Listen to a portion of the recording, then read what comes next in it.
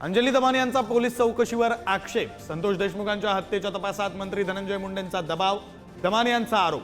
मुंडेंचा राजीनामा घेऊन देशमुख कुटुंबियांना न्याय द्या, दमानी यांची मागणी।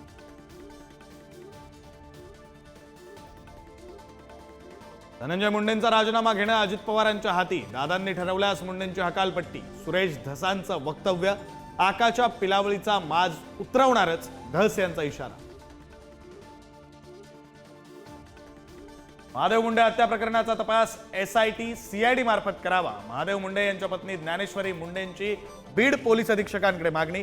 पोलीस अधीक्षकांची भेट घेत दिला आमरण उपोषणाचा इशारा। दिल्लीच्या मुख्यमंत्री पदासाठी भाजपमध्ये जोरदार रस्सीखेच। प्रवेश वर्मा, स्मृती इराणी, मनोज तिवारींसह 6 नावं चर्चेत।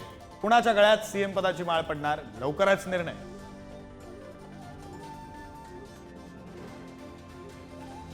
बीडच्या माजलगावमधील शासकीय सोयाबीन खरेदी केंद्राबाहेर वाहनांच्या रांगाच रांगा। एकाच वेळी 2000 शेतकऱ्यांना मेसेज। 8 दिवसांपासून शेतकरी खरेदी केंद्राबाहेर ताटकळ।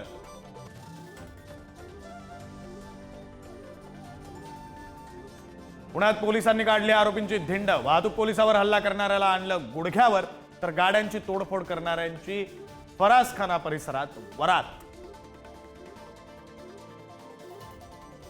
अकोल्यामध्ये बार व्यवस्थापकाला लोखंडी रॉडनं बेदम मारहाण।